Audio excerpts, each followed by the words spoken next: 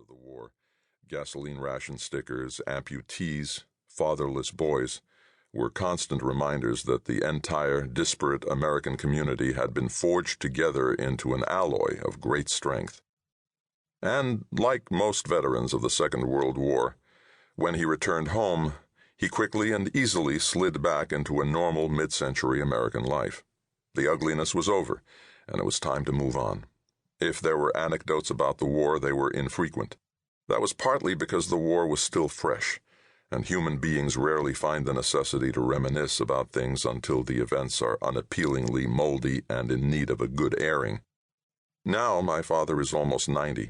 He is still in tremendous physical condition, playing paddleball every day. And finally, he talks about the war often.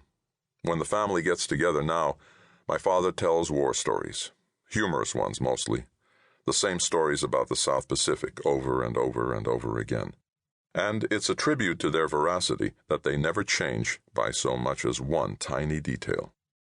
My parents were Brooklyn born and raised, the children of immigrant Jewish families that came to the United States a century ago from very different parts of Europe.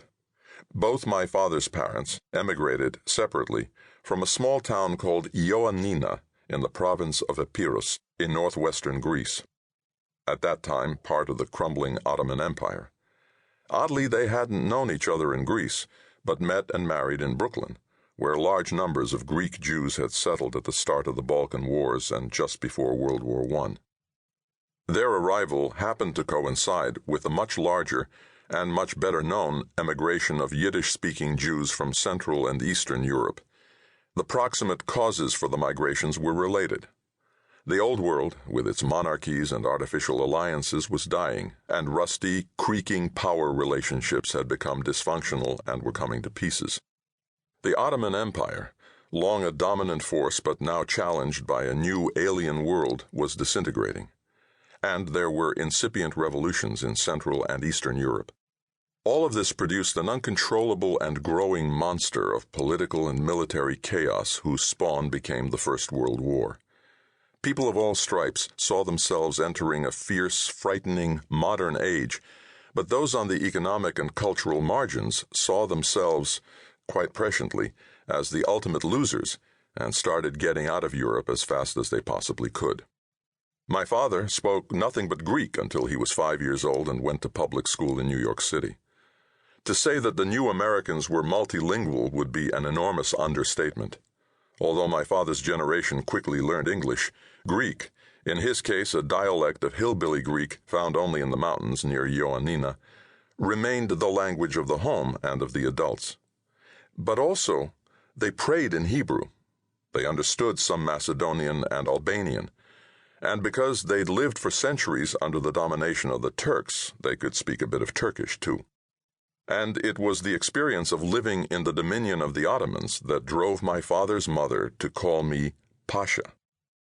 Now, Pasha is a Turkish title that was granted to high-ranking officials like governors and generals, but in the vernacular it came to mean big shot. Not too many years ago, my sister Alyssa jocularly complained at some family gathering that I had always been the favorite grandchild. My grandmother, well into her 90s, still with her very thick Greek accent, snapped, "What you talking about? I like you all the same." "Oh, yeah?" Alyssa said, pointing accusingly at me. "Then why do you call him Pasha?" And my grandmother's eyes misted with nostalgia. I was the firstborn grandson, and it was a very old tradition to call your favored firstborn grandson Pasha. No matter how equal we children were, I was the big shot. My grandmother never became a United States citizen, and she had neither a birth certificate nor even a clue when precisely she was born. Very few people from that part of the world, and almost no women, were issued birth certificates. If I asked her when she was born, she could only place it in the context of other things that had happened in the family. "Well, Pasha," she would say, "it was before my mother died, but after my cousin was born." And the solution was to celebrate her birthday on the day each year she had to register with the post office as an alien, January 1st. On her birthday, she would knock back a single jigger of scotch, and, as we knew she would, and to howls of laughter from the rest of us, perform some Balkan terpsichore.